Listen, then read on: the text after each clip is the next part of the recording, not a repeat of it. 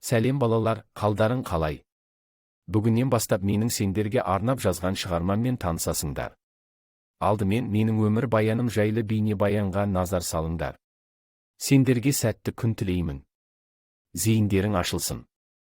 Бердібек Ыдырысұлы Соқпақбаев 1924 жылы Алматы облысының Нарынқол ауданындағы Қостөбе ауылында дүниеге келген.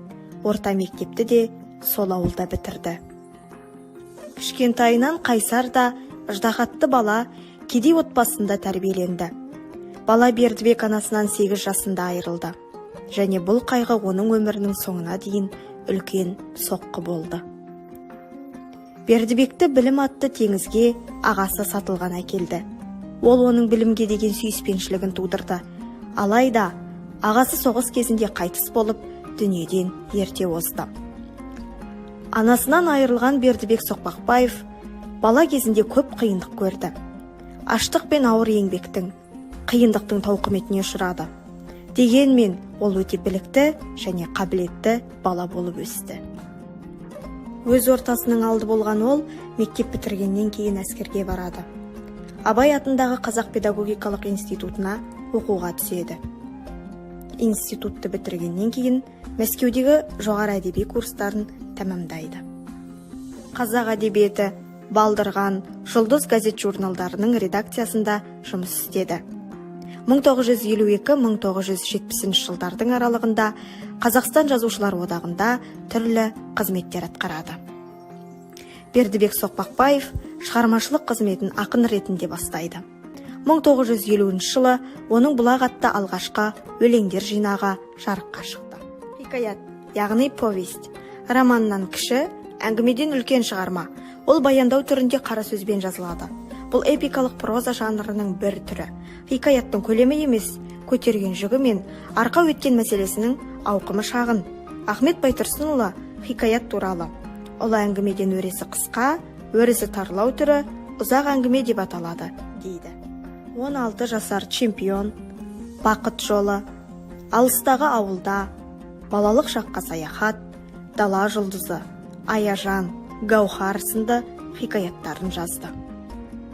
Балалар әдебиетінің көрнекті өкілі Бердібек Соқпақбаев «Менің атым Қожа» атты повестің арқасында танымал болды. Бұл туынды детская литература баспасында шығып, орыс, украин, француз, литва, латыш, өзбек, түрік тілдеріне аударылды.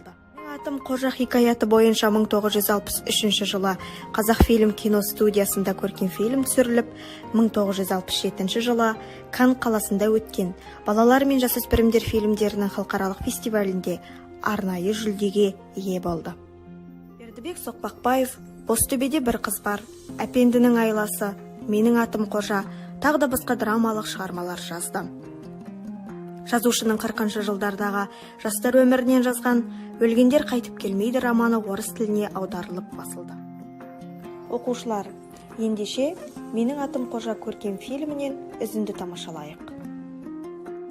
Әлі ұтылған жоқпын. Ал енді сақтан. Ота бастаймын. Ұтпасаң қайтесің? Онда дүниедегі нағыз мақтаншақтың өзі болайын. Дүниедегі нағыз мақтаншақтың өзі боласың. Мүмкін болмаспын. Боласың. Бола қоймаспын. Міне қараш, ұтылдың. Мен ұтылдым ба? Ұтылдың. Ұтылған сенсің. Ұтылдың. Ойынды бұзғаным ұтылғаным. Ұтылдың. Мақтаншақ Қожа. Дойбының халықаралық ережесі бойынша. Мақтаншақ Қожа. Мақтаншақ Қожа. Өзің мақтаншақсың. Жексұрын. Шық біздің үйден. Жарайды, кетем. Шық деймін. Бәрібір сенікі дұрыс емес. Кет. Енді қайтып келуші болма біздің үйге.